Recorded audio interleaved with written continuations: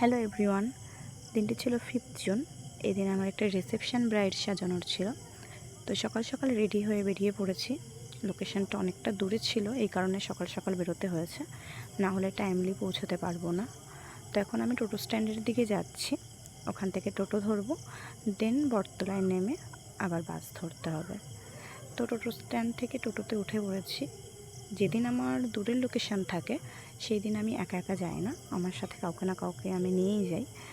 তো এই দিনই আমার একটা স্টুডেন্ট আমার সাথে গিয়েছিল, সাবিনা। তোর বাড়ির সামনে চলে এসেছে, আর ওই যে ও আসছে, ও এলে আমরা আবার একসাথে বেরিয়ে পড়ব।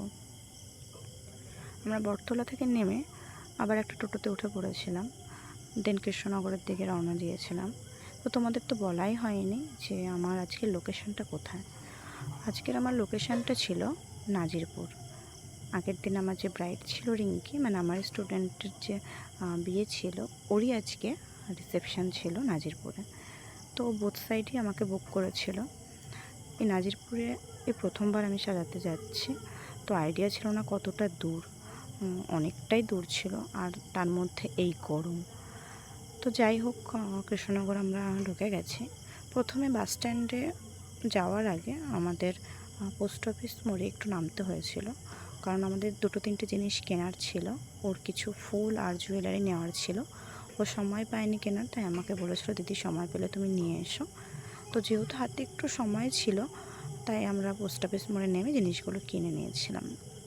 দেন আমরা বাস স্ট্যান্ডে যাই, বাসে উঠি।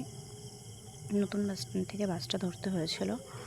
আর এখানে সিস্টেমটা বেশ ভালোই ছিল, আগে টিকিট কাটতে হয়, দেন গিয়ে বাসে উঠতে হয়।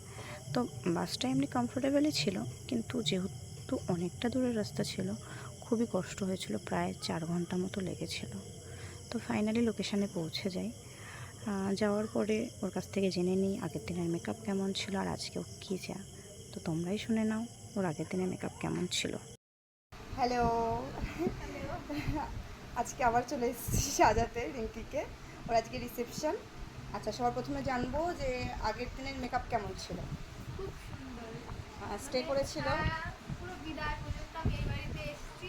তারপরে মেকআপ তুলেছে। সকালে তারপর আমি তুলেছি। যাক ভালো। আজকে তাহলে কেমন চাস মেকআপ বল। আজকে তোমার মতন, তোমার যেটা ভালো লাগে সেটাই দিও। ঠিক আছে, তাহলে স্টার্ট করে দিই। হ্যাঁ, চলো টাটা দাও।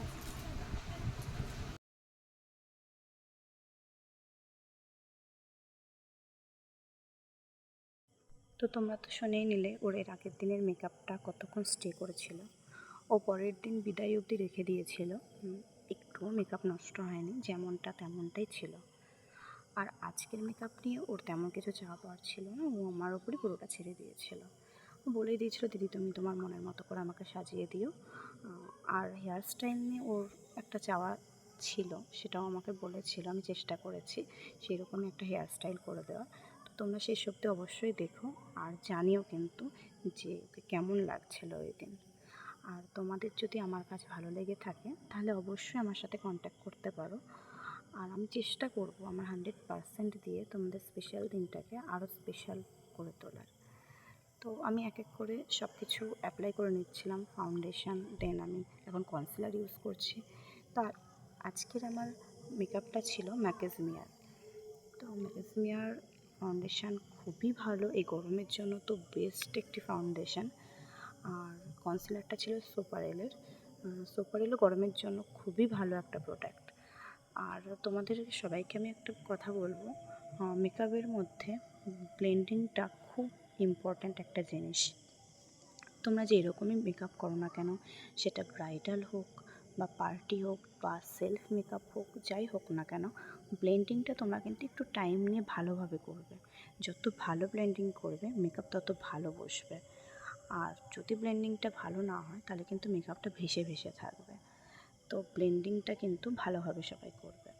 তো এরপরে আমি একটা লিকুইড ব্লাশার ইউজ করেছিলাম, তোকে চুটকি বানিয়ে দিয়েছিলাম আমি। তো যাই হোক, ব্লেন্ডার দিয়ে আমি সেটাকেও ব্লেন্ড করে দিচ্ছিলাম। আজকের ব্রাইড কিন্তু আমার খুব শান্ত ছিল, একদম চুপচাপভাবে বসেছিল। আমি ওকে বলেছিলাম একটু চুপচাপ করে বসে থাকবি, আমি ভালোভাবে একটু তাড়াতাড়ি কাজটা সেরে নেবো। তো ও ভালো মেয়ের মতো চুপচাপ বসেছিল। তো মাঝে মাঝে একটু আধটু কথা বলেছে, কারণ একটু আধটু কথা না বললে তো একদমই বোরিং লাগে, আমার নিজেই বোরিং লাগে। কারণ আমি নিজেই চুপচাপ থাকতে পারি না। তো ও একটু কথা বলছিল, আমরাও খুবই ইয়ার্কি মারছিলাম। মজায় মজায় কাজটা বেশ ভালোভাবেই হয়ে গেছিলো। তো এখন আমি কন্ট্রোল করছি। ওর নাকটা বেশ ভালোই চোখা ছিল, কিন্তু তাও একটু হালকা করে করে নিলাম মেকআপের সাথে, যাতে ম্যাচ খায়। তো ওর প্রতিটা মেকআপ খুব সুন্দর করে মুখের সাথে বসে গিয়েছিল, আমাকে বেশি খাটনি করতে হয়নি। স্কিনটা খুবই সুন্দর ছিল, ভালোভাবে মেকআপটা তাড়াতাড়ি বসে গেছে। তারপর আমি একটা পাউডার ব্লাশার ইউজ করে নিচ্ছি। এটা আই ম্যাজিকের একটা ব্লাশার, খুব ভালো। পার্সোনালি আমি অনেক দিন ধরে ইউজ করি, আমার খুব ভালো লাগে। আর এখন আমি একটা হাইলাইটার ইউজ করছি, এটা হলো হুজুর। তো এটাও আমার পার্সোনালি খুব পছন্দের একটা হাইলাইটার, আমি অনেক দিন ধরে ইউজ করছি। তো যাই হোক, তো তোমরা সবাই মানে একটা মিডিয়াম রেঞ্জের মধ্যে এই হুজুর হাইলাইটারটা ইউজ করতে পারো। সবার শেষে আমি আইব্রোটা ড্র করে নিচ্ছি। তো আমার আইব্রোর যে জেল লাইনারটা ছিল সেটা ছিল পিএসির, খুব ভালো একটা ব্রাউন কালারের শেড এটা। তো তোমরা যখন আইব্রো আঁকবে চেষ্টা করবে না তোমরা ব্রাউন কালারের জেল লাইনার দিয়েই তোমরা আইব্রোটাকে আঁকবে, ব্ল্যাক দিলে ঠিক আর্টিফিশিয়াল টাইপ লাগে। তো ফাইনালি ওর লুকটা কমপ্লিট হয়ে গেছে, তোমরা দেখো ওকে কেমন লাগছে। তবে পার্সোনালি আমার সেদিন ওকে একদম পুতুল পুতুল লাগছিল দেখতে, আমাদের বাড়িরও সবাই একই কথা বলছিল, একদম ডল ডল দেখতে লাগছে, খুবই মিষ্টি লাগছিল। তো আমার তো মানে চোখেই সরাতে পারছিলাম না আমি, এতটাই মিষ্টি লাগছিল ওকে দেখতে। আর লেহেঙ্গাটাও খুব সুন্দর ছিল, লেহেঙ্গার কালারটাও খুব সুন্দর ছিল, তার সাথে জুয়েলারি সবই একদম মানে পারফেক্ট যাকে বলে ম্যাচ করে গেছিলো। আর হেয়ার স্টাইলটাও এরকমই চেয়েছিল, তাই এরকমভাবে হেয়ার স্টাইল। এই হলো রিঙ্কির ফাইনাল লুক। তো বলো কেমন লাগলো? খুব সুন্দর, অসাধারণ, মানে কিছু বলতে পারছি না, এত ভালো লেগেছে।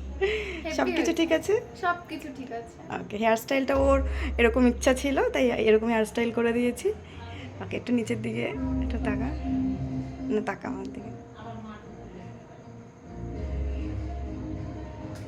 একটুখানি ঘোর পিছন দিকে, পুরোটা ঘুরে যা। খুব মিষ্টি লাগছে, একদম পুতুল পুতুল লাগছে একদম দেখতে। সবই তোমার জন্য।